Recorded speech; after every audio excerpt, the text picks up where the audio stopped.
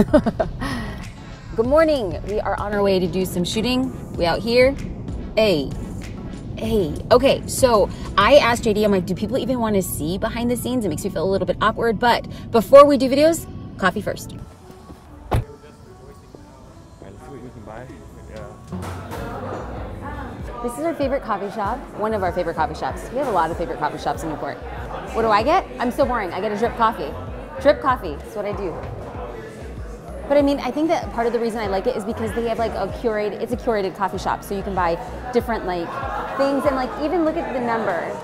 So it's like their attention to detail. It's just cute, you know?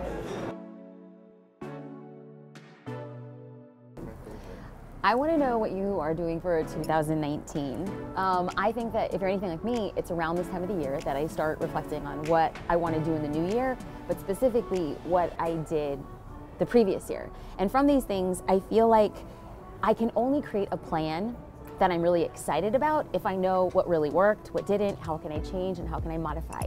So as you start creating your plan for the new year, oftentimes the thing that I discovered is I would sit down with a plan and I'd be like, I'm ready. And then all of a sudden I would draw a blank. Like, I don't really know what to do. Maybe I'm not in the right time frame. And I would set like a time and a day and I'm like, now I'm gonna be in my planning mode. And like, life doesn't really work that way. Sometimes inspiration hits, but sometimes inspiration is nurtured. And I have discovered that when I ask myself 3 questions, it kind of like nurtures the conversation to get me prepared into planning for 2019.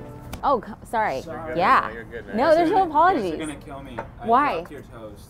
Oh, you dropped avocado toast? Yeah, I did. I'm just like, you just sinned. You dropped avocado toast. The first question I ask myself is what worked really well in 2018? Because the thing is if it works really well for you, the best thing you could do for your business is double down. Basically, do more of what works. So let me walk you through an example. In 2018, early in the year, I made the decision that I really wanted to start doing more podcasts. So I was very intentional. So all of a sudden, randomly, I got an invitation in my inbox and this podcaster said, I have a small podcast, but would you come on? Maybe a couple hundred downloads. And I said, sure, this is what I wanted to do. And lo and behold, I did the podcast and another podcaster happened to listen to that podcast and I was invited to that person's podcast. And then lo and behold, another podcast. So what happened over time was that one podcast led to another. And it started off at the beginning of the year where I was doing podcasts with maybe a couple hundred downloads. And in the span of a year, I had done other podcasts that had multiple millions of downloads. So I should probably take a second and say, I am not saying everybody should do podcasts. You are uniquely qualified at doing something really freaking amazing. So do that. You might be great at email copy. You might be a massive master networker. Go to more in-person events. You might be really great at Instagram Live or Facebook Live. All I'm saying is ask yourself what worked really well for me last year, and I'm going to do more of that moving into the new year. Now we're gonna get to point number 2, got the coffee to go. And that is to ask myself what didn't work so well in 2018. And once I make a list of the things that didn't work so well in 2018, I write down the lessons that I learned from them. I don't want to dwell on like what didn't work. I want to dwell on what I learned. Testing. Yep, testing. Okay. Ooh, I even like the way that the ricochets off the sound over here. It's good. So an example of a lesson that I learned was that I had to have a hard conversation with my husband and my business partner. He had said, you know what, Jasmine, one of the lessons you really need to work on is being a bottleneck.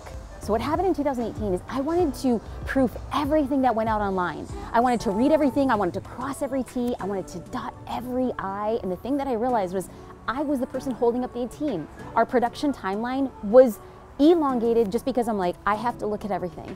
And then the thing that I realized in 2018 was I hired a great team. I need to trust them, I need to elevate them, and I need to believe that they know what they're doing. So instead of me being the bottleneck, I turned it over to my team and say, I trust you. That was the lesson that I learned.